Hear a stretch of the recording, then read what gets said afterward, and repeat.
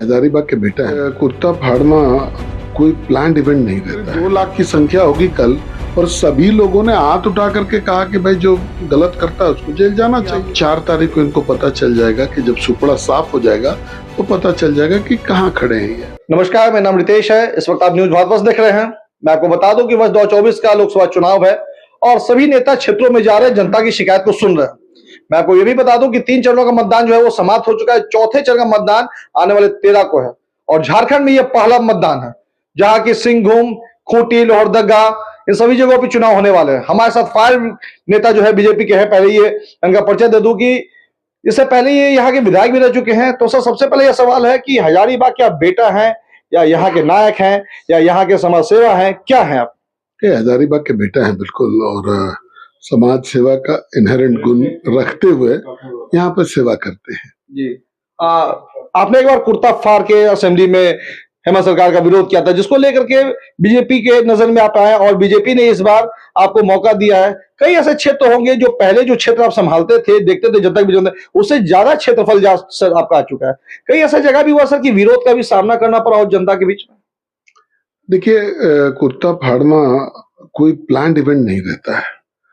अगर सरकार आपकी बात नहीं सुने और लेजिटिमेट बात नहीं सुने, रामनवमी का विषय था, डीजे बजाने का विषय था, राज्य सरकार फेंका फेंकी कर रही थी कि जिला प्रशासन समझेगा, जिला प्रशासन राज्य सरकार समझेगी, तो उस समय असेंबली ऑन था, तो उससे बड़ा प्लेटफॉर्म कोई हो नहीं सकता था। तो मैंने इतना ही मांग किया कि भाई इस विषय पर हमको अपनी बात को रखने दीजिए। आगे अब कहाँ बोले, अगर कोई विषय है और असेंबली चल रहा है तो हम बोले कहाँ। तो हमने इतना ही बात किया, तो मौका नहीं मिल रहा था। तो मौका अगर आपको नहीं मिलेगा तो हम लोग वहां पर केवल समय स्पेंड करने के लिए तो जाते नहीं। हमारे लोगों का प्रायोरिटी हमारा प्रायोरिटी है। तो हमने जो उस समय का बेस्ट जो मेरे दिमाग में आ सकता था वो हमने किया। बहुत ऑप्शंस थे, लेकिन मेरे दिमाग में उस समय वही आया। अब क्यों आया, कैसे आया, क्या आया, ये हम भी नहीं समझ पाए, लेकिन जो बेस्ट आया वही हमने किया। सर, इस जिस पार्टी से आपने चुनाव अभी लड़ रहे हैं और यहीं से वर्तमान में भी आपके सांसद भी रह चुके हैं, क्या कुछ यहाँ पे सर काम बच गया है जिसको लेकर के आप इसमें मैदान में उतरे और उसको सबसे पहले मैनिफेस्टो में आपने रखा है यहाँ? देखिए, बचता कुछ भी नहीं है। विकास एक सतत प्रक्रिया है जो हर आदमी करना चाहता है। उन्होंने भी किया। अब आगे जैसे अगर आप रोड अभी बना देंगे, उसके थोड़े दिन के बाद उसको पता चलेगा कि उसको अपग्रेड करने की जरूरत है। थोड़े दिनों के बाद उसको चौड़ीकरण की जरूरत पड़ जाती है, उसमें नाली बनाने का जरूरत। तो ये एक परमानेंट जो है ना स्टैंडिंग है कि विकास हमेशा चलते रहता, सतत प्रक्रिया है। तो यहाँ का जो सबसे बड़ा समस्या है वो विस्थापन का है। यहाँ 3 बड़े डैम हैं। आप थोड़ा बात को समझने का प्रयास करिएगा। ये 50 से 60 के दशक में ये डैम्स बने। Tilaiya dam, Konar dam, Patratu dam. उसके विस्थापन का विषय भी आज तक एड्रेस नहीं हुआ है। ये तीनों विषय आज भी बरकरार हैं। इसके बाद सीसीएल के माइंस का विषय है, अभी एनटीपीसी का माइंस का विषय है, जो एनटीपीसी ने जो जगह एक्वायर किया है अपना प्लांट लगाने का, उसका विषय है। तो ये कुल मिला जुला करके अगर देखिएगा तो आप बरही विधानसभा, मांडू विधानसभा, बड़कागांव विधानसभा, इन 3-4 विधानसभाओं को ये क्षेत्र जो है वो कवर करते हैं।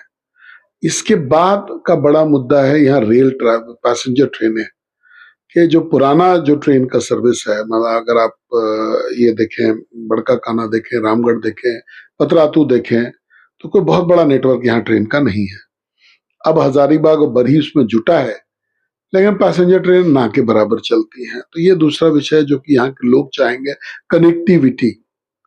तीसरा विषय है जो माइनिंग क्षेत्र है उसके नजदीक में जो पानी का समस्या।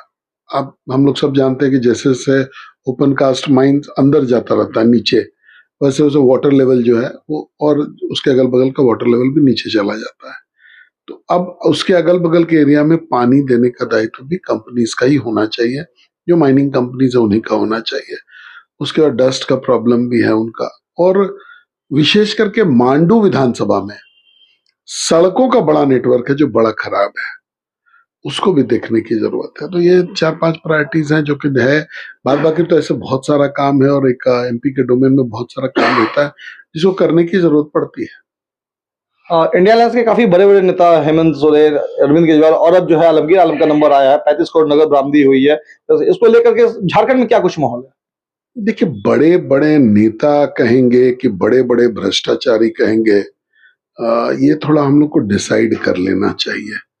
बड़ा नेता अपने बड़े गुणों से होता है। नरेंद्र मोदी जी बड़े नेता हैं इसलिए कि गरीबों की सेवा करते हैं, बेदाग हैं, राष्ट्रवादी है, इसलिए बड़े नेता हैं। अभी हेमंत सोरेन जी और केजरीवाल जी ने ऐसा क्या कर दिया कि उनको बड़े नेता की श्रेणी में इंडिया अलायंस तो उसको बड़ा अपना नेता मान रही है, मैं नहीं ये नहीं, इंडिया अलायंस कुछ भी करे, लेकिन ये नेता और परिनेता का जो परिभाषा है, ये देश और यहाँ के रहने वाले लोग डिसाइड करते हैं। आप कल ही मोदी जी की सभा में वो ओपन फोरम से पूछ रहे थे कि भाई ऐसे भ्रष्टाचारी लोगों को जेल जाना चाहिए कि नहीं, तो करीब करीब 2 लाख की संख्या होगी कल, और सभी लोगों ने हाथ उठा करके कहा कि भाई जो गलत करता है उसको जेल जाना चाहिए। तो पब्लिक का फीलिंग और ये जो इंडी के नेता है उनका फीलिंग दोनों अलग अलग है। विपक्ष कह रहा है इस बार सीटें उल्टी होंगी, पिछले बार 14 में से 12, आप कहते हैं इस बार वो विपक्ष ले जाएगा। आपको 14 में भी विपक्ष यही कह रहा था, 19 में भी यही कह रहा था। अभी इनको कहने की आदत है, केवल कहने ही की आदत है, करने का इनका तो आदत है नहीं। तो अभी आप 4 तारीख को इनको पता चल जाएगा कि जब सुपड़ा साफ हो जाएगा तो पता चल जाएगा कि कहाँ खड़े हैं ये। सर, एक आखिरी सवाल है कि बीजेपी ने कहीं भी जैसे मैनिफेस्टो में अपना संविधान बदलने की बात नहीं की, लेकिन विपक्ष इस पर कहीं ज्यादा जोर दे रहा है। राहुल गांधी ने भी बताया है कि जितने भी नेता अपना जब भी आप जाए नॉमिनेशन करने के लिए तो संविधान लेके जाए।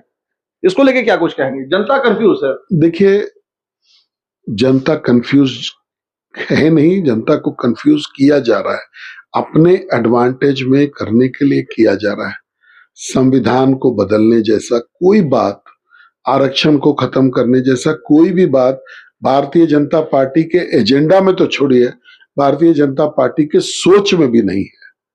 लेकिन आपने देखा होगा किस तरीके से माननीय गृह मंत्री जी के बयान को ट्विस्ट कर दिया गया, उसको मॉडिफाई करके अपने इंटरेस्ट। तो ये लोग अभी चुनाव को प्रभावित करने के लिए कुछ भी करने के लिए तैयार हैं, कहीं भी किसी भी स्तर तक गिरने के लिए तैयार हैं। अगर इनका देखिए तो ये लोग अपना कोई भी स्तर, किसी भी नीचता को करने के लिए तैयार है कि किसी तरीके से इनके प्रकरण सत्ता हासिल करना है। ये जो अभी रुपया पकड़ा गया है, इसका सीधा सीधा असर चुनाव से था। चुनाव के लिए लोग रख रहे थे, चुनाव में इस पैसे को खर्च करना था इनको। झारखंड के मतदाताओं को आने वाले चुनाव के लिए लेकर के क्या कुछ शुभकामनाएं देना चाहेंगे, क्या कुछ बताना चाहेंगे हमारे चैनल के माध्यम से? देखिए, लोकतंत्र की खूबसूरती है कि हम घरों से निकले, मतदान करें। गर्मी है, लेकिन गर्मी में सारे अन्य काम हम लोग एकदम नॉर्मली करते हैं, खाते भी हैं, पहनते भी हैं, काम पे भी जाते हैं। उसी प्रकार से मतदान करने भी जरूर जाएं। ये आपका नेशनल दायित्व है, राष्ट्रीय दायित्व है, इसको जरूर निभाएं। पहला।